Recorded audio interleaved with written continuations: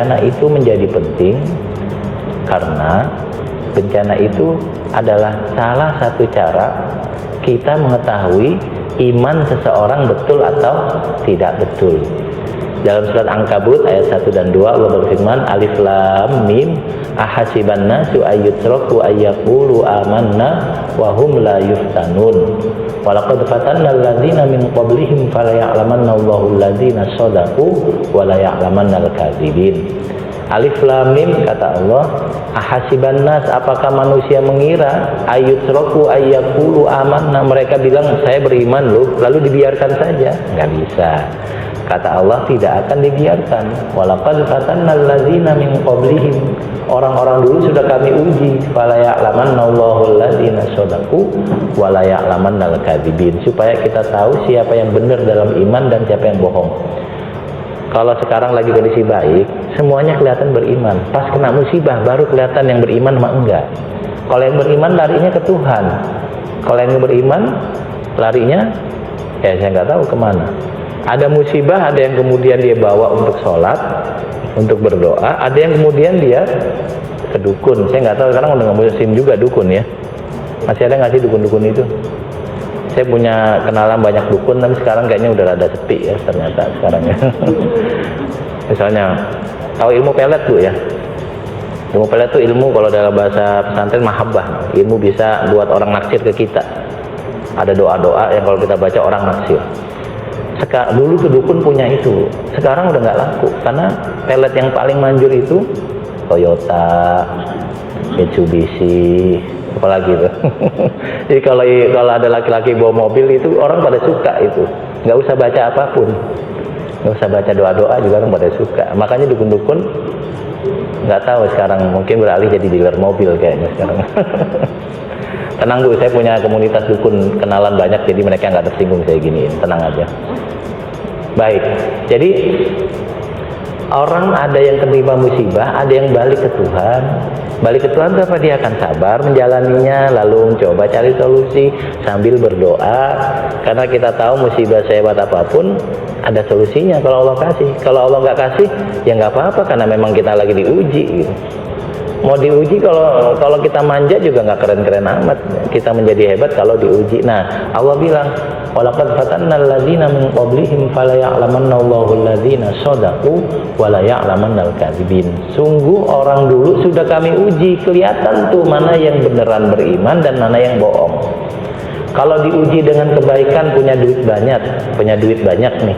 Nanti kelihatan Bu, siapa yang imannya kuat sama yang imannya tipis-tipis. Kalau yang kuat duitnya banyak, zakatnya banyak. Nggak tahu nih, ibu-ibu udah rutin zakat mudah-mudahan. Kalau nggak rutin zakat bahaya. Zakat itu kecil, cuma 2,5%. Dalam penghitungan saya itu nggak lebih besar daripada biaya pulsa telepon kita, paket internet kita, atau biaya kita main ke mall ngajak anak-anak. Jadi kalau kita masih berat bayar zakat, tebelin dikit deh imannya. Nanti ada orang yang diuji dengan duit banyak, kemudian imannya bagus, dia akan menggunakan duit dengan baik. Ada yang diuji dengan duit banyak, menggunakan dengan tidak baik. Nah, kita tahu kalau udah diuji. Ada yang diuji ganteng misalnya, alhamdulillah ya, saya nggak pernah kena musibah ganteng, jadi nggak tahu rasanya orang ganteng. Orang ganteng itu ada yang diuji dengan ganteng, lalu ada yang memilih setia pada istrinya, ada yang memilih untuk setia pada istri-istri dan selingkuhannya. Jadi istrinya banyak, selingkuhannya banyak. Kalau orang jelek mah nggak bisa Bu, susah. Orang biasa, tapi orang ganteng, makanya orang ganteng itu ujian. Orang cantik juga ujian. Orang cantik ada yang memilih setia pada istri dan pada suami dan keluarganya. Ada yang memilih untuk menjadi sosialita, gaul kemana-mana. Ditanya lagi di mana, lagi di sini, di situ, di sini. Kalau ibu saya ditanya nih, hari Rabu ada di mana? Di masjid. Sosialita masjid tuh ya. Pada enak jawabnya itu ya. Udah kegambar ya, di masjid ya. Masjid ngapain ya? Duduk doang, duduk di masjid. Ada hiburannya nggak ada, dengerin orang ngomong doang gitu ya. Terus yang menggerakkan ibu kemari apa? karena ibu pengen lebih baik dalam beragama gitu kira-kira, pengen ketemu orang-orang yang sama solehahnya, kira-kira begitu. Nah jadi ketahuan tuh, ada orang yang diuji punya mobil banyak, parkirnya di masjid. Nggak usah tiap hari bu, kalau tiap hari parkir di masjid nitip mobil namanya itu ya, nggak punya parkiran, parkir mobilnya di masjid, tapi sering ke masjid. Ada yang punya mobil nggak pernah ke masjid. Nah, orang kelihatan baik enggaknya itu kalau diuji. Itu kan ujian enak. Kalau ujian nggak enak, pas kena musibah, pas lagi sakit, nanti pilihannya itu ada orang yang memilih untuk berdoa, ada yang memilih tidak berdoa. Kira-kira begitu, selalu begitu saja, musibah baik atau buruk. Nanti ada orang yang ujian CPNS misalnya, ada yang memilih untuk belajar lalu berdoa, ada yang memilih datang ke orang sakti lalu minta didoain dan bawa jimat. Ibu bawa jimat nggak? Enggak ya?